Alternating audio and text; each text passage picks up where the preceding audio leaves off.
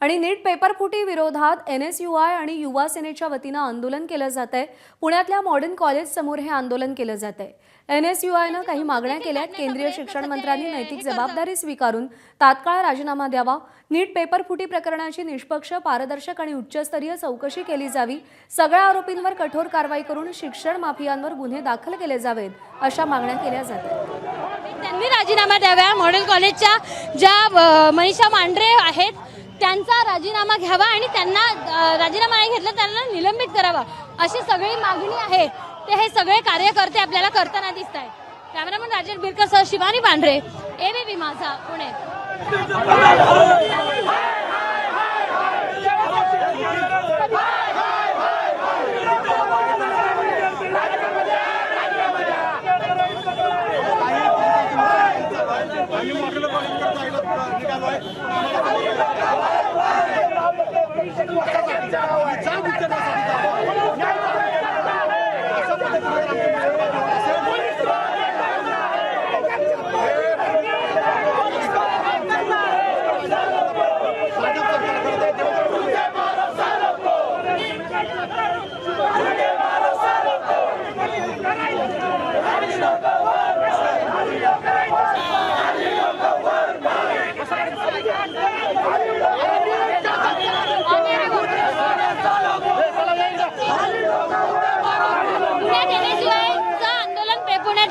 नीट परीक्षेच्या पेपरफुटी संदर्भात करण्यात आलं होतं आणि त्यांना सध्या त्यांनी पुण्यातल्या ज्या मॉडर्न कॉलेजकडे आगेकूच करायला सुरुवात केली होती आणि हे सगळे कार्यकर्ते आहे आता रस्त्यावर बसून ते आंदोलन करतायत। आम्हाला मॉडर्न कॉलेजकडे जाऊ द्या अशी त्यांची मागणी आहे। मात्र पोलिसांकडून आहे त्यांची धरपकड करण्यात येते। पोलिसांकडून तुमची धरपकड करण्यात येते।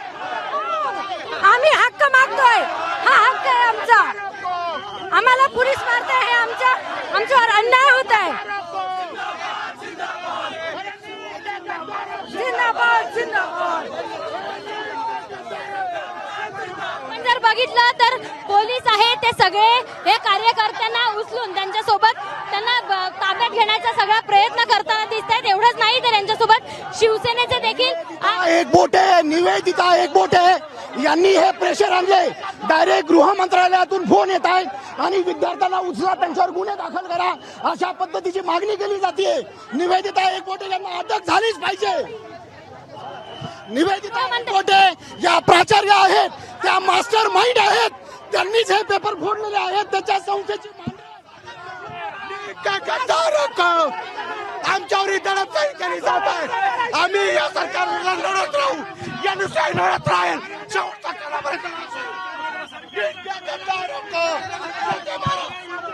आहे ते पोलीस सध्या ताब्यात घेत आहे। पुण्यातल्या ज्ञानेश्वर पादुका चौकापासून तर मॉडर्न कॉलेजच्या चौकापर्यंत हा सगळा आंदोलन यांनी पुकारलं होतं। मात्र आंदोलनाला या सगळ्यांनी विरोध केला, पोलिसांनी विरोध केला होता आणि त्याच्यानंतर आता हे सगळे कार्यकर्ते आक्रमक झाले आहेत आणि त्यांना सध्या पोलीस ताब्यात घेत आहेत। प्रत्येक NSUIचे आंदोलक आहेत त्यांना देखील ताब्यात घेतलं जाते। सोबतच शिवसेनेचे जे कार्यकर्ते आहेत ते देखील ताब्यात घेतलं जाते। ABP माझा, उघडा डोळे बघा नीट।